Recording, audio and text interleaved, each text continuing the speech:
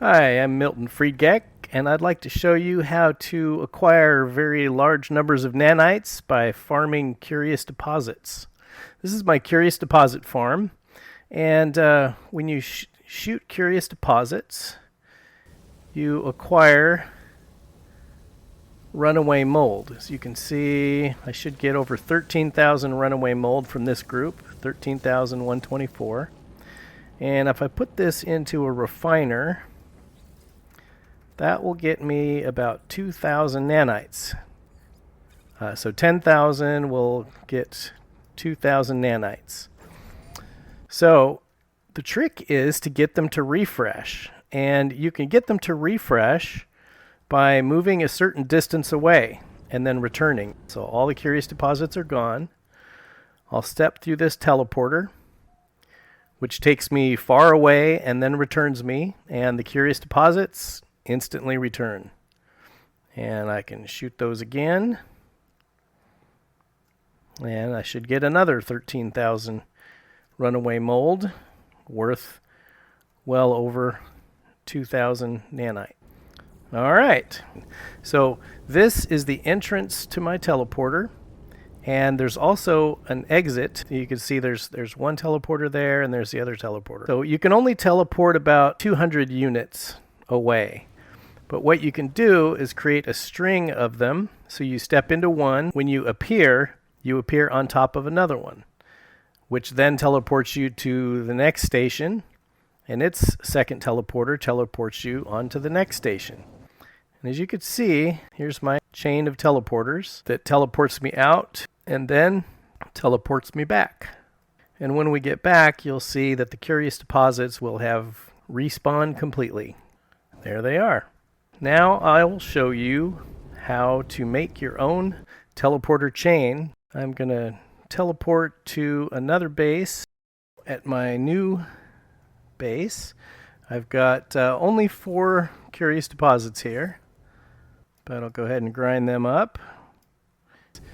So what we're going to do is start building our chain. So the first thing we want to do is get our starship a ways away, because a starship, if your starship is nearby, it will cause problems when you try to put a chain down, and it'll say can't build near your starship. All right, so the starship is now at a distance. So some of the materials you want to make sure to have on hand is some gold, some silver. You may need some platinum, and you'll need some metal plating, and you'll need some glass. I've done a little bit of prep here. So I've set a beacon out in the distance, and we're going to make our chain out toward that beacon. So you can see the beacon there. That's the direction we're going to go. So we're going to start by putting down the first teleporter. Now when we build these, we want to keep in mind where the support is. If it's on your right and you step into the teleporter, you will appear on the destination teleporter with that to your right. So that's how you can adjust how you'll be facing at your destination. So I've got my teleporter, my first teleporter there. Let's give it some power. Okay, so now if we look in the distance, the beacon is about 450 units away. So I'm going to split that into 150 increments. So let's go out till we're about 300 units away from that beacon. And I've already done a little bit of prep work, so I've already strung some power just to save time. And this is where I'm going to be building the next teleporter station. We'll need to superimpose 2 teleporters on the same spot. And if you try to do that, normally the second teleporter will sit on top of the first teleporter and will be at a different height and cause problems. But there's a trick that you can do to build them so that they're not above each other. So that's what I'll show here. So we're going to start out, we're going to build a glass cuboid room. And We'll stick a door on it. And we're going to stick a solid cube to its side. And you'll see after a while what that's for. All right, so now we're going to build our first two teleporters here. So you want to walk into the middle and look straight up. Now, you notice it says invalid position.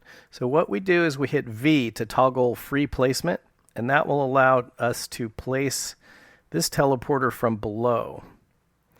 And the reason, if we place it from below, then we can put two of these teleporters on the same height. So we have one there, and the support is on the right. So we're going to rotate this one to be 180 degrees from it. So now they're on opposite sides. We're going to align those red thunderbolts in the middle. So they're centered and they're opposite each other.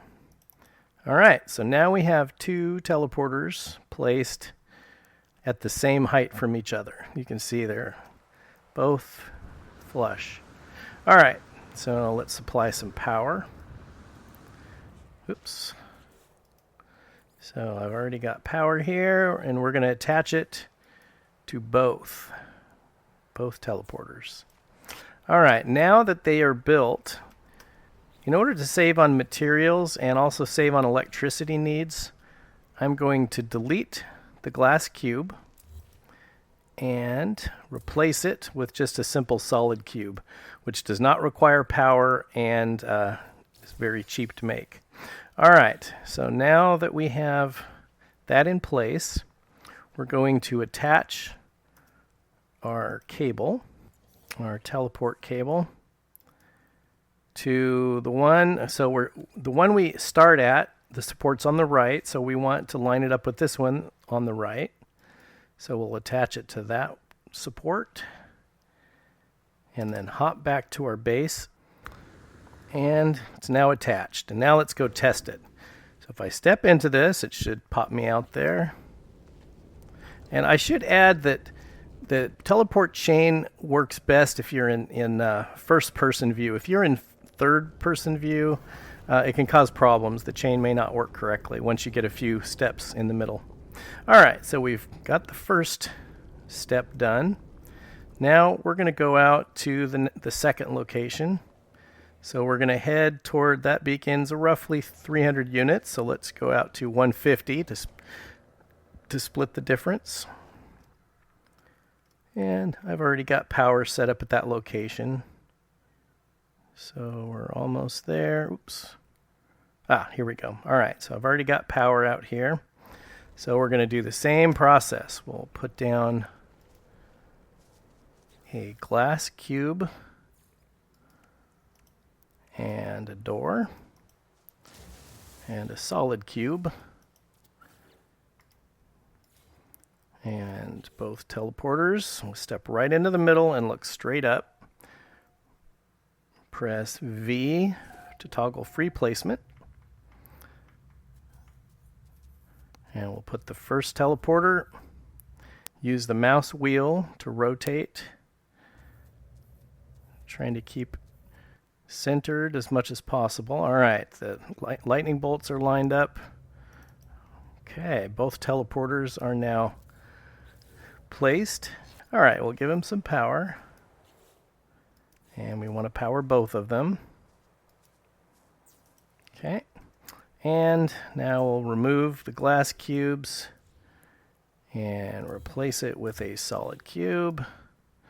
All right, now if we go back to our first hop, you can see that I can't place it there, but I can place it here. That tells me this one here on my left is already in use, so we'll attach it to this one. So that one, when I'm facing out, will be on my left. So I'll attach it to the one on the left out here. I like to keep them on the same side. So if you step into one with it on your left, I want to come out facing the same direction. It just seems to work a little bit better with these teleport chains. All right, so now we're 2 hops away. So let's see if this works. We step in, it teleports us back, and looks like these have appeared. So we're already far enough away. So let's shoot these. And so now they have been used up. Let's step into the teleporter, turn around, and step back. And they've respawned. Now, this required us to step in, turn around, and then step back. But I have a better idea. Let's create the rest of our chain. So we're going to go back to this location, and we're going to delete the block. And now we're going to add a glass block or glass room.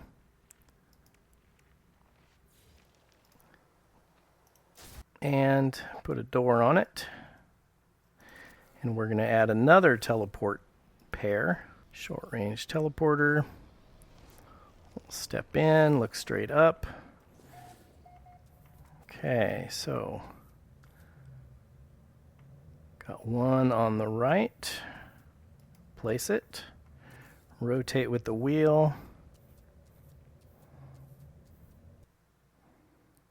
Place it. Okay. Let's delete the glass and replace it with a cube. You have to toggle placement back on to put the cube back up.